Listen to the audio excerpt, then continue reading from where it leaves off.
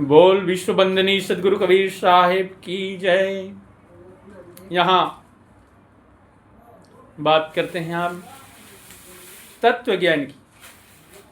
यहाँ तत्व ज्ञान के बारे में बात करेंगे जो अनुभव के हिसाब से। और भगवान कृष्ण को अर्जुन ने पूछा, अर्जुन कहे सुन कृष्ण मुरारी और तारण तरण भक्त हितकारी। अर्जुन ने भगवान कृष्ण को पूछा, भगवान मुरारी आप तो तारण तरण हितकारी हैं, आप तो जानने वाले, तो आपसे मैं एक बात पूछ रहा हूं, ऐसा साधु कोई न देखा, आपन साधु सब जन पे कह पेखा। मैंने इस संसार में ऐसा साधु कोई नहीं देखा जिसने दूसरों को दुख को अपने समान जानता हो। अर्जुन बोले, भगवान सब अपने दुख को दूसरे को देना चाहते हैं, लेकिन दूसरे के दुख को अपने समान जानने वाला यहां कोई नहीं है।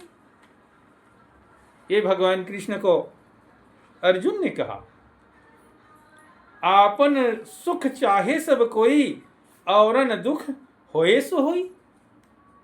हर कोई अपना ही सुख चाहते हैं और दूसरे के दुख हर चाहते हैं, लेकिन दूसरों को सुख देखना नहीं चाहते। लेकिन ये कैसा है? मैं तो ऐसे साधु संसार में कोई नहीं देखा जिसने औरों को सुख देना चाहे। यहां भगवान कृष्ण ने अर्जुन की बात सुनकर फिर क्या बोल रहे हैं?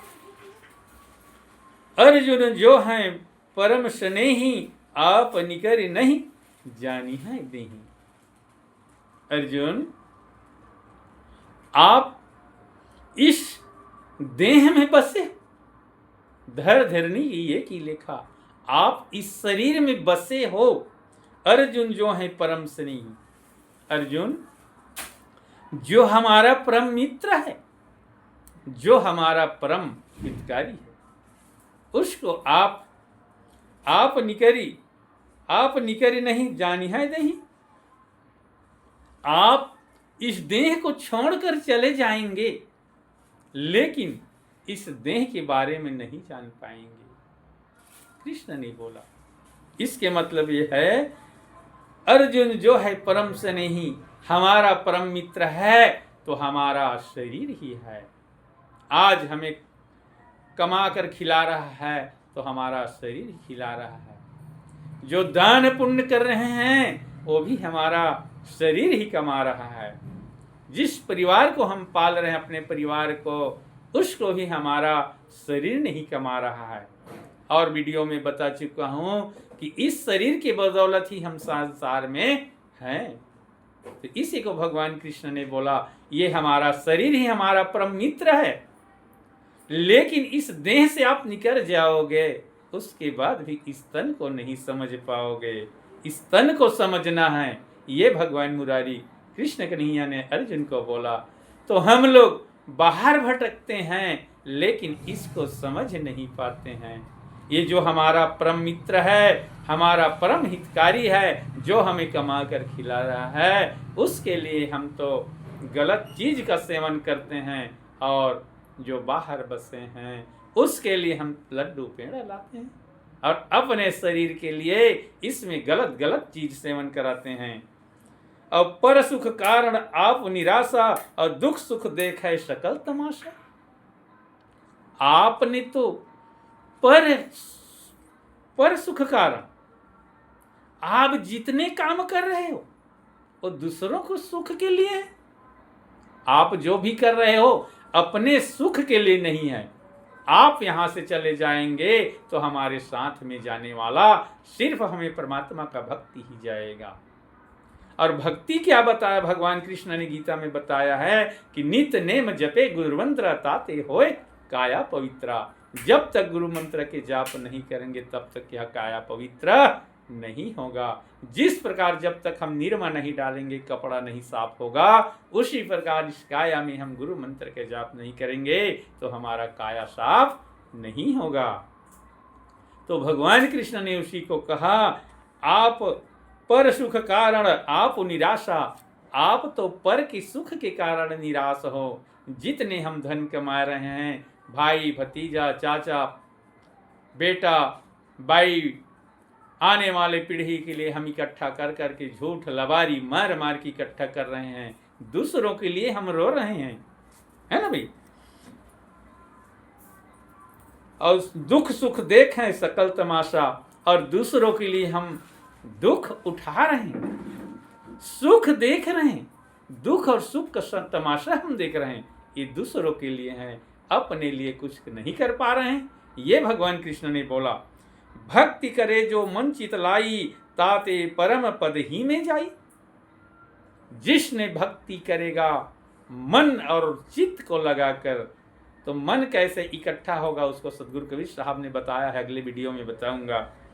भक्ति करे जो मन चित लाई, ताते परम पद ही में जाई।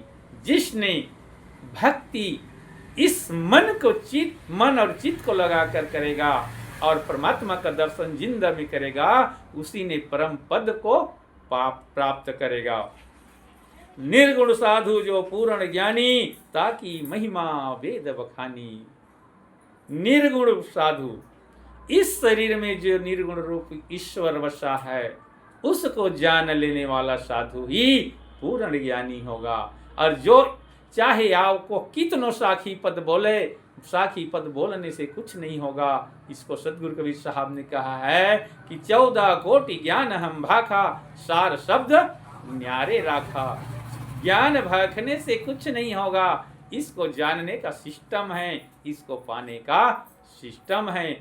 जिसने यहाँ सत्य बसा है उसको अनुभव कर लिया, वही परम ज्ञानी है ना भाई। ताकि महिमा वेद बखानी, जिस ईश्वर की महिमा वेद बखान कर रहा है।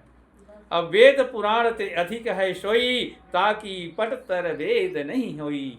और यहाँ जो सत्य बता है अविनाशी ब्रह्म, वह वेद से ऊपर है, वह वेद के अंदर नहीं है। उसका वेद गुणगान कर रहा है, लेकिन उसका भेद वेद नहीं पाता है। इसी को कई जगह कहा गया है, ज्ञानी जानते नहीं हैं, योगी जानते हैं।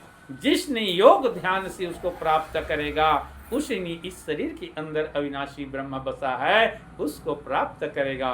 और इसको प्राप्त करने के लिए सदगुरु कबीर साहब ने बताया है, उसको मैं बार बार कई जगह वीडियो में बता रहा हूँ कि ओहंग सोहंग पवन में बांधव मीर सुमेर, ब्रह्म गांठ हृदय धरो, तो यही विधि माला फेर। ये सदगुरु कबीर साहब ने कहा बताया है, श्वास की माला फेरना है, कंठी की माला नहीं फेरना है। और अपने अंदर जिसने उसको प्राप्त किया होगा, उसी ने प्राप्त करवा सकता है। अब वेद भाव संसार पसारा, अब परम भक्ति है अगम अपारा। भगवान कृष्ण ने अर्जुन को समझाया कि अर्जुन, वेद तो संसार में फैले हुए हैं, वेद भाव को सब जानते हैं, वेद को सब पढ़ते हैं, वेद को पढ़ पढ़ कर सुनाने वाले कितनों हैं। सब मुक्ति न हो साखी पद बोले, मुक्ति न हो तीरथ के डोले। साखी पद बोलने वाले तो संसार में कितनों पड़े हैं, लेकिन वेद भाव संसार पसारा, वेद भाव में तो पूरा संसार पड़े हैं। और परम भक्ति है अगम अपारा। जो परम भक्ति, इसके अंदर परम परमेश्वर बसा है, उसको पाने वाला वह तो अगम अपार है ना भाई। और तुम हो भक्ति करो मन लाई, और छाड़ो माया मोही भाई। अर्जुन को बोले भगवान कृष्ण ने, यदि आपको भक्ति करना है तो मन और चित्त को लगा कर करो, इस माया मोह को छोड़ दो, इस माया मोह के पीछे आप मत पड़ो। तो माया क्या है? अपने शरीर को ही जानना है, इस शरीर ने ही हमारा माया है, इसमें काम क्रोध लोभ लालच है, इसी ने माया है। आओ परिवार को माया बताते हैं, लेकिन परिवार हमारा बिगाड़ता नहीं है, ना तो हमें बना सकता है ना तो हमें बिगाड़ सकता है। अपने ही अंदर साधन का धाम बताया, वो भी हमारा शरीर ही है। छठ अध्याय यहाँ लहु कहिया, आत्म संयम योग जो रहिया। यह गीता का 6वां अध्याय का है, लेकिन जो 6वां अध्याय यहाँ लघु कहिया, 6वां अध्याय यहाँ मैं कह रहा हूँ, भगवान कृष्ण ने कह रहा है आत्म संयम योग जो रहिया। जिसने संयम से रहेगा, नियम से रहेगा और आत्मा को जानने के लिए प्रयास करता रहेगा, गुरु मंत्र को जाप करेगा, और जिसने योग आसन योग युक्ति से जो प्राप्त करे भगवान को और नियम से जो रहेगा, उसी को भगवान प्राप्ति होगा। ये भगवान कृष्ण ने यहाँ अर्जुन को बताया। अब इतने कहकर मैं अपनी वाणी को विराम देता हूँ। बोल विश्व वंदनी सद्गुरु कबीर साहब की जय। अन्यथा गलती पर ध्यान न दें।